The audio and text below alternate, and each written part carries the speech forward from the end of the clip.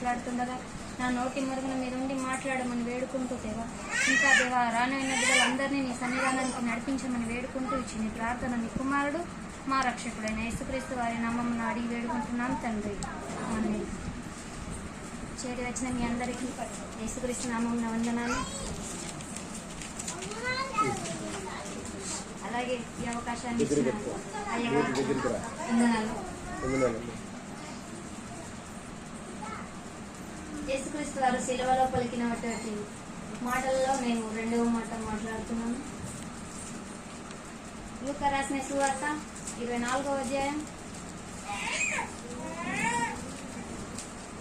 23వ అధ్యాయం 43వ వచనాన్ని చదవండి.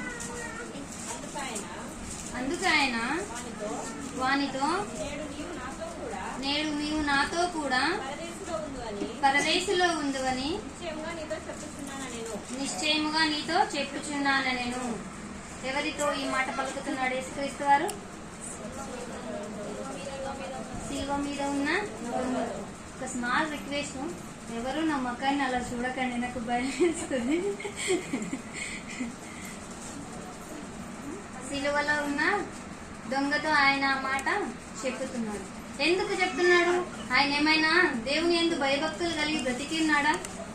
దేవుని కొరకు దేవుని సేవన చేశాడా?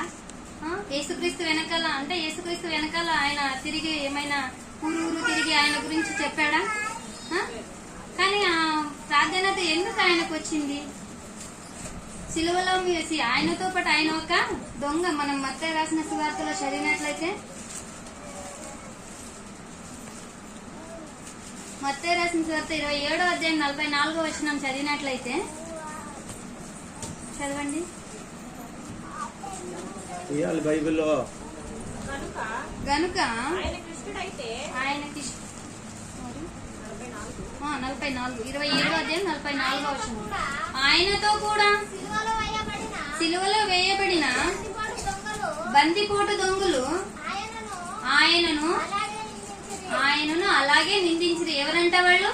బందిపోటు దొంగలంట. బందిపోటు దొంగలంటే ఆయన వాళ్ళకి జాలి దయ అలాంటివి ఏమీ ఉండవంట.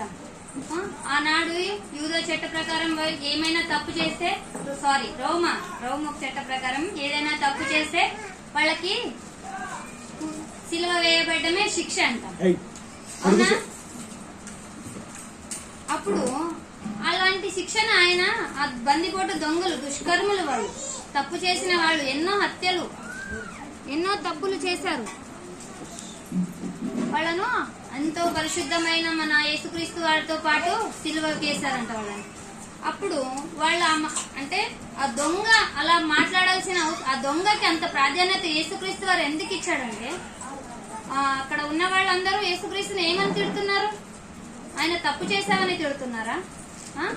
నువ్వు తప్పు చేశావని తిడుతున్నారా? లేదు.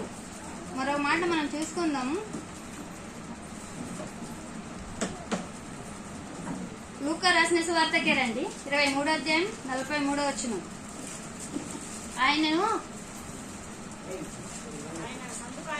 అందుకు ఆయన వానితో పైనుంచి చదవండి. ఆయనను చూచి యేసు, నీవు నీ రాజ్యంలోనికి వచ్చినప్పుడు నన్ను జ్ఞాపకం చేసుకున్నామనెను. ఎందుకంటే అక్కడ వాళ్ళందరూ యేసుక్రీస్తుని ఎలాగైతే దూషిస్తున్నా అవన్నీ మాటలు దొంగ అక్కడి నుంచి వింటున్నాడు. ఆయన కూడా ఆయనను దూషించాడు. నీవు దేవుని కుమారుడు అయితే నిన్ను నువ్వు రక్షించుకొని మమ్మల్ని కూడా నీవు రక్షించమని అన్నారు వాళ్ళిద్దరు కూడా. వాళ్ళిద్దరు అన్నప్పటికీ కూడా ఒక ఆయన చెవిలో ఏం పడుతున్నాయి? అక్కడ వాళ్ళు కింద పరిసయ్యులు శాస్త్రులు ఏమంటున్నారు?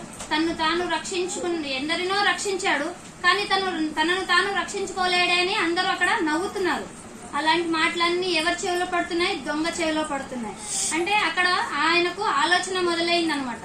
ఆ 3 గంటలు అంటే ఎంతసేపు వేశారు యేసుక్రీస్తు అని సిలువలు? అంటే 3 గంటల సేపే వేశారు. 3 గంటలు అయింది అంటే ఆయన సిలువకి వేసిన తర్వాత 3 గంటల లోపు ప్రాణం పోయింది అనుకో. ఆ 3 గంటల లోపు ఆయనకు దొంగకి ఆలోచన మొదలైంది. ఏంటి ఆయన అందరూ తిడుతున్నారు? ఏమని తిడుతున్నారంటే, అందరినీ రక్షించాడు, కాళ్ళు లేని వాళ్ళకి కాళ్ళు ఇచ్చాడు, చెవులు లేని మాటలు లేని వాళ్ళకి మాటలు ఇచ్చాడు, కళ్ళు లేని వాళ్ళకి కళ్ళు ఇచ్చాడు, అనే తిడుతున్నారు. తనను తాను ఎందుకు రక్షించుకోలేడు అనే తిడుతున్నారు. అంటే వీళ్ళు ఇంత మంచి పనులు చేసిన ఆయన తనను తాను రక్షించుకోలేడా? అంటే ఇంత శిక్షించినా కూడా ఆయన తండ్రి వీరేమి చేయించున్నారో వీరు ఎరుగరు, వీరిని క్షమించు అన్న మాట మాట్లాడుతున్నాడు అక్కడ. అంటే మనమైతే ఆ బాధను ఆ దొంగలు తట్టుకోలేక ఆయనను దూషిస్తున్నారు అక్కడ. ఆ బాధను తట్టుకోలేక, కానీ అదే అంతకంటే రెట్టింపు బాధ క్రీస్తుకి ఉంది. కానీ ఎవరిని కూడా ఒక్క మాట కూడా అనలేరు క్రీస్తు. ఆ బాధను తట్టుకోలేక క్రీస్తుకి ఆ దొంగలకి ఎటువంటి సంబంధం లేదు. ఆయన కూడా క్రీస్తుని తిడుతున్నారు కదా వాళ్ళు. అప్పుడు యేసుక్రీస్తుని సిలువకేసిన వాళ్ళని కూడా క్రీస్తు తిట్టాలి కదా కోపం వస్తే. అంత బాధ ఉన్నా కూడా ఎవరిని కూడా ఒక్క మాట కూడా అనలేదు. అప్పుడు ఆ దొంగకి ఆలోచన వచ్చింది ప్రియులారా. ఏమని అంటే, మేము ఆయనకు మాకు ఏ సంబంధం లేకపోయినా ఆయనను మేము నోటి నిండా దూషిస్తున్నాం, ఆయన ఎంతో శపిస్తున్నాం, ఆయన్ని తిడుతున్నాం, కానీ ఆయన ఎవరిని కూడా ఒక్క మాట కూడా అనట్లేదు. ఎందుకు? అదే క్షమాగుణం. అవునా? ఆయనకు తెలుసు ఈయన మారగలడని. యేసుక్రీస్తు వారికి తెలియదా ఆయన మనస్సు? అందుకే వెయిట్ చేశాడు, ఎదురు చూశాడు, పలుకుతాడని. చివరికి పలికాడు ఆ మాట, నీవు నీ రాజ్యముతో వచ్చినప్పుడు నన్ను జ్ఞాపకం చేసుకో అని. అంటే ఆయనకు తెలుసు నేను కూడా ఇక్కడ ఒక ఆత్మని రక్షిస్తాను. అంటే వెళ్తూ వెళ్తూ కూడా ఒక ఆత్మను రక్షించగలడు సమర్థుడు మన యేసుక్రీస్తు వారు.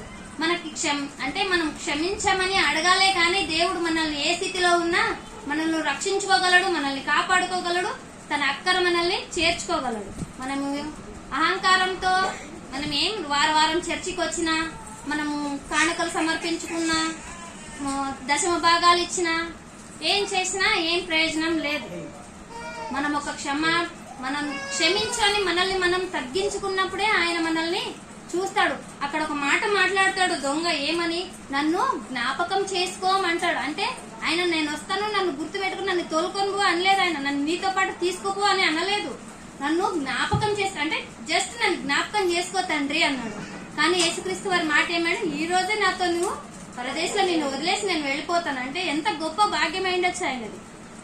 ఆయన ఎటువంటి దేవుని సేవ, దేవుని కార్యం ఎటువంటి పని చేయలేదు. ఆయన ఆ భాగ్యం ఆయనకు దొరికిందంటే మనం ఆలోచించండి, మనకి ఎంత సమయం, ఎంత ఆయుష్కాలం ఉంది మనకి. నాతో పాటే చెప్తున్నాను నేను, ఎవరిని ఉద్దేశించి కాదు. ఎంత ఆయుష్కాలం ఇచ్చినా మనము దేవుని కోసం ప్రత్యేకంగా ఏం చేయలేకపోతున్నాం. అవునా? ఆయన గురించి ఆలోచించండి. ఒక 3 గంటల్లో మారు మనస్సు పొందిండండి. క్షమించు, నన్ను గుర్తు చేసుకోని ఒక మాటతో ఆయన దేవుని కుమారుడు అయిపోయాడు అక్కడ. అవునా లేదండి? అదే లూకా రాసిన సువార్త, మార్కు రాసిన సువార్త 15వ అధ్యాయం 11వ వచనం తీయండి.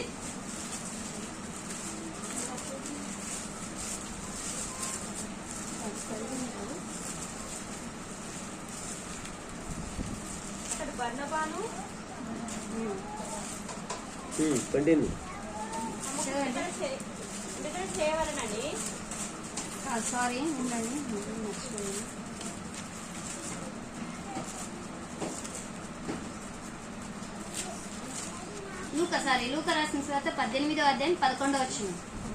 క్షమించండి.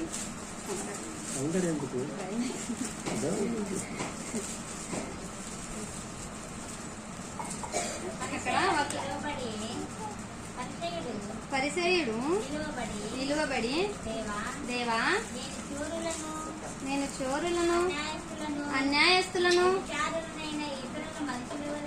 వ్యభిచారులనైనను ఇతర మనుషుల వలనైనను, ఈ సుంకరి వలనైనను ఉండనందుకు నీకు కృతజ్ఞతాస్తుతులు చెల్లించుచున్నాను. వారమునకు 2 మార్లు ఉపవాసము చేయించు, నా సంపాదన అంతటిలో 10వ వంతు చెల్లించుచున్నానని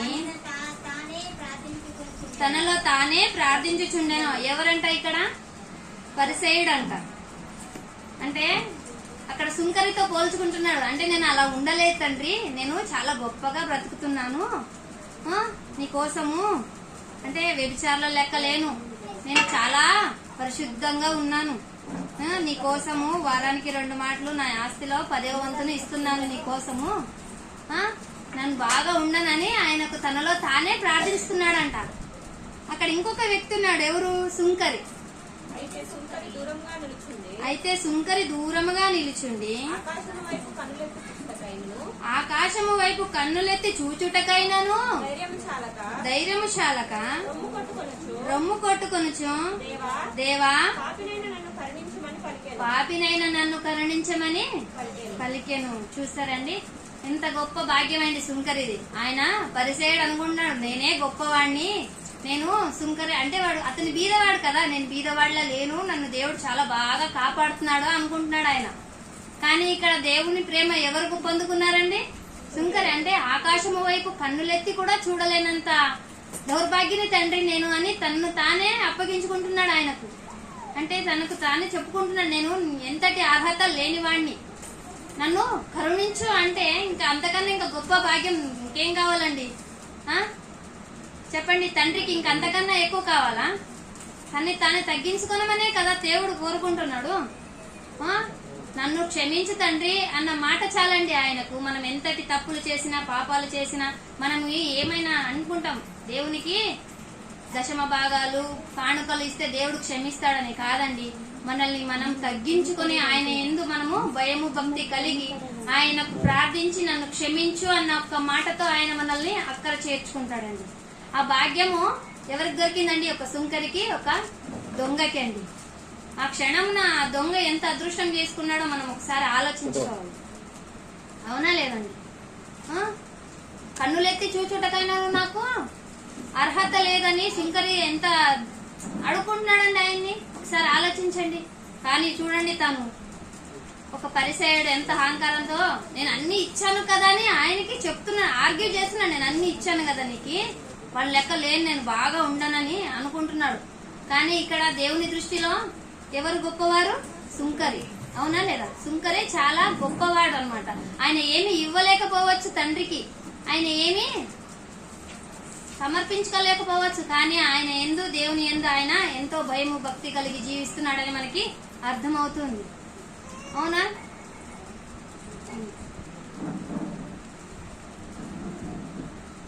ఆలోచించండి, ఒక దొంగ అయినప్పటికీ కూడా తనను తాను ఆ క్షణాన్న తగ్గించుకొని దేవుని యందు భయము భక్తి కలిగి యేసుక్రీస్తు వారితో పాటు పరదేశిలో ఉండబడిన ఆయన వల్లే మనం కూడా మనల్ని మనం తగ్గించుకొని బ్రతకాలని కోరుకుంటూ ఈ మాటలు ఆడడానికి అవకాశం ఇచ్చిన మీ అందరికీ థ్యాంక్ యూ చెప్పుకుంటూ, క్షమించండి ఏదైనా తప్పుగా మాట్లాడుంటే, సారీ, చాలా భయం వేస్తుందండి.